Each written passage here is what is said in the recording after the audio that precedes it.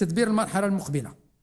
فكما تعرفون الحكومة حرصت منذ المراحل الأولى للحجر الصحي على أيضا أن تكون هناك شروط ملائمة لتواكب الصعوبات في الاقتصاد الوطني. أنتم عارفين بأن الاقتصاد العالمي كله أرى فيه صعوبات جمة، واحد الضغط كبير على الاقتصادات العالمية، وكثير من المقاولات ديالنا وقفات بسبب إما أنها مقاولات مصدرة وما بقاش تصدير. دابا يلا غادي ترجع الحركية شوية، الاقتصاد العالمي هي غادي ترجع الحركية ديالها، وبعض المقاولات كتكون المادة الأساسية ديالها كتستوردوا من الخارج، واحد الوقت توقف الاستيراد، وبالتالي اليوم الحمد لله حتى على المستوى العالمي رجع النشاط ولو ببطء.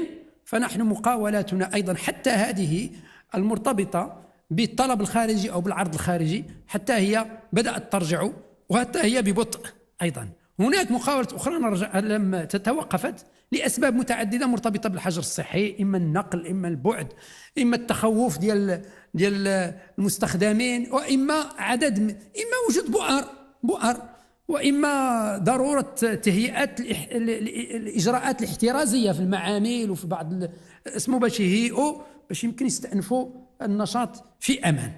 فلذلك احنا خذينا بعين الاعتبار هذا الشيء كامل، وكناخذوه بعين الاعتبار.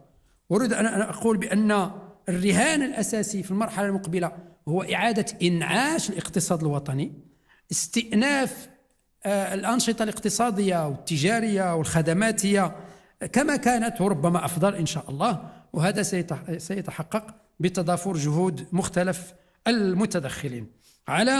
وأريد أن أقول في هذه المسألة ديال التوجهات الأساسية في دعم الاقتصاد الوطني وإنعاشه في المرحلة المقبلة، فيها ثلاثة المستويات. على المدى القصير هناك إجراءات على المدى القصير سنقوم بها، بعضها بديناه في إطار مجمل القرارات العديدة اللي هي عشرات القرارات اللي درتها لجنة اليقظة الاقتصادية، أو قرارات أخرى اتخذتها عدد من القطاعات الحكومية الأخرى، كل في مجال اختصاصي، منصب كله على إنعاش الاقتصاد، على دعم المقاولة، وعلى التسهيلات في هذا المجال.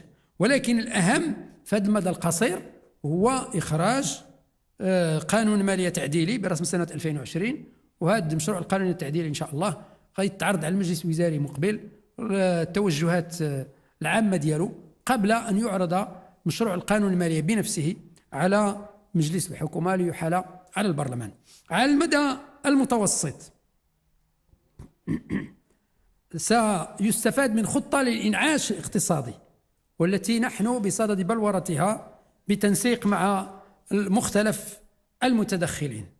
وفي مرحلة لاحقة سنضع خطة للإقلاع الاقتصادي للمدى المتوسط في ارتباط وثيق مع ورش تجديد النموذج التنموي الذي الجميع ينتظره لإعادة ترتيب الأولويات على المستويات المختلفة، وبالخصوص على المستوى الاقتصادي والاجتماعي، والاستفادة من فرص التحول الجديدة. وللتذكير فإن المرحلة الماضية تميزت على الخصوص بتدابير تخفيف عبء المستحقات على المقاولات، وتدابير لدعم تمويل ودعم خزينة هذه المقاولات، خاصة إحداث آلية جديدة اللي هي ضمان أكسجين، واللي يستفدوا منه إلى حدود بضعة أيام 24,000 مقاولة بمجموعه 12 مليار درهم، دعم الولوج إلى التموينات البنكية والتشاركية، تشجيع صرف مستحقات المقاولات من قبل المقاولات المؤسسات العمومية. وهذه التدابير مكنت كثيرا من تخفيف آثار الحجر الصحي على هذه المقاولات وأيضا التخفيف من تراجع النشاط الاقتصادي عموما. وبالمناسبة يمكن أن أقول بأن الحمد لله النشاط الاقتصادي بدأ يستعيد شيئا ما عافيته، إلى حد أنه التوقعات بالنسبة لشهر يونيو المقبل على حسب ما أعده بعض الخبراء، التوقعات أحسن مما كان متوقعا من قبل. تحسنت هذه التوقعات، تحسنت، بحيث في شهر أبريل كان عندنا نقص في النشاط الاقتصادي 30%، وفي شهر يونيو غادي نقص هذاك النقص الى 20%، وربما بهذا التخفيف ديال الحجر الصحي انا اتوقع ان يتحسن الامر اكثر. هذا النشاط الصناعي. بالنسبه للنشاط التجاري نقص تقريبا 25% على المستوى الوطني في شهر افريل، والمنتظر ان ينقص تقريبا 15% في شهر يونيو، دائما بالمقارنه مع الشهر ديال السنه المقبله المماثل للسنه الماضيه، اعتذر، من شهر يونيو 2020 بالمقارنه مع شهر يونيو 2019. ولكن اظن انه مع هذا التخفيف ديال الحجر الصحي، وخصوصا انه يسمح لجميع الانشطه التجاريه الا لائحه محدده مستثنات، ربما هذا سيساعد اكبر في رجوع النشاط التجاري الى نشاطه السابق. إذا ما هي عناصر خطة إنعاش الاقتصاد الوطني؟ هذه فيها يصعب الآن تحديدها كلية، ولا يمكن أن أقول أن توجهاتها هي توجهات مستقبلية. هي جزء منها مرتبط بمواصلة الدعم والمواكبة الضرورية لفائدة مختلف أصناف المقاولات المتضررة، وخصوصا المقاولات الصغرى والمتوسطة. هذه درت فيها آليات متعددة الحمد لله. كثير من المقاولات كيستفدوا منها، وكثير من المقاولات يحتاجون إلى المواكبة للاستفادة منها. ثانيا توفير آليات ضمان لفائدة مؤسسات المقاولات العمومية حتى هي والتي تضررت كثيرا. عارفين أن المقاولات الآن تضررت كثيرا اللي توقف النشاط ديالها اللي هو مفتوح على المواطنات والمواطنين، وما بقاش المواطنات والمواطنين كيتوقف حتى هي النشاط ديالها، ولذلك تضررت كثيرا.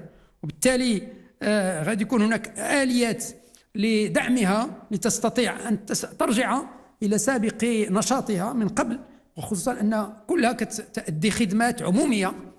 ثالثا إعطاء ديناميكية جديدة لبرنامج انطلاقة الذي كان قد أطلق في أوائل 2020 أمام جلالة الملك حفظه الله، وهو الذي يسعى إلى تمكين الشباب من الولوج إلى التمويل. هذا غادي نعاود ثاني ينطلق بقوة إن شاء الله.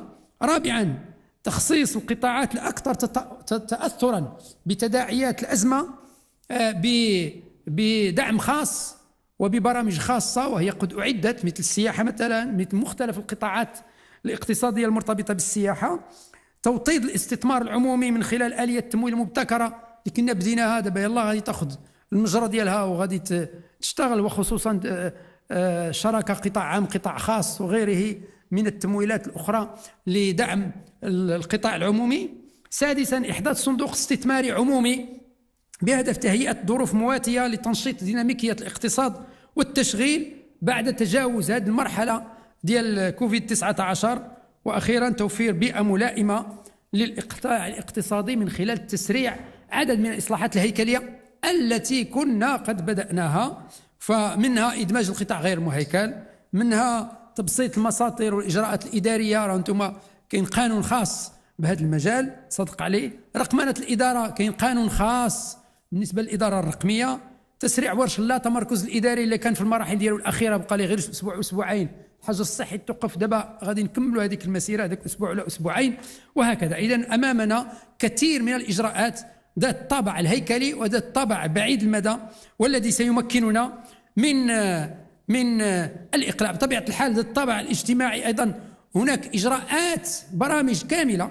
منظومة الحماية الاجتماعية عندنا مشروع سياسة عمومية مندمجة للحماية الاجتماعية متكاملة توقف العمل بها الآن أو وضعها قيد التنفيذ في مرحلة الحجر الصحي، دابا غادي نرجعوا لها. آلية التأمين الاجتماعي اللي فيها عدد من الإجراءات، وخصوصا الاستمرار في تنزيل التغطية الصحية ونظام المعاشات بالنسبة للمهن الحرة والأجراء والعمال المستقلين ولغير الأجراء المزاولين لنشاط خاص، وهذا شيء مهم جدا.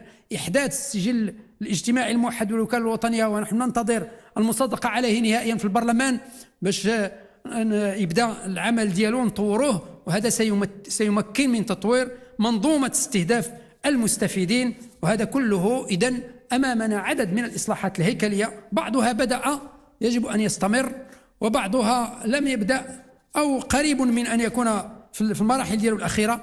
وهذا إن شاء الله غادي يمكننا باش مرحلة الإقلاع الاقتصادي المقبلة ستكون قوية، وكاين عدد من البرامج الأخرى، ولا شك أن مصادقة البرلمان على قانون المالية التعديل إن شاء الله عندما يحال عليكم سيكون فرصة لمناقشة تفاصيل الإجراءات قصيرة المدى فيما يخص دعم المقاولات ودعم الاقتصاد الوطني وإنعاشه وإعطاء دفعة إن شاء الله لهذا الاقتصاد.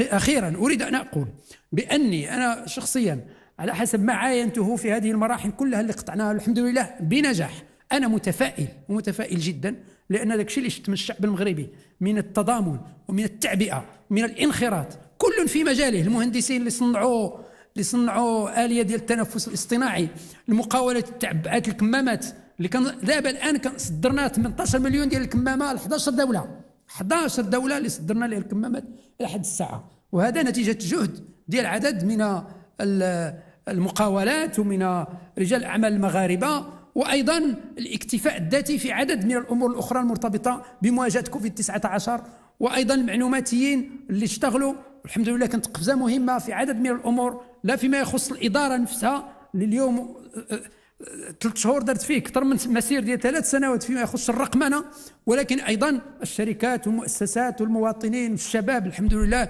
اللي انخرطوا في هذا الشيء. فلذلك هذه الديناميكية والتي كانت الحمد لله إيجابية لا يمكن إلا أن تجعلنا نتفائل إلى أن المغرب إن شاء الله بعد جائحة كوفيد-19 سيكون أحسن من المغرب ما قبل كوفيد-19. شكرا جزيلا والسلام عليكم ورحمة الله وبركاته. سيد رئيس الحكومة شكرا.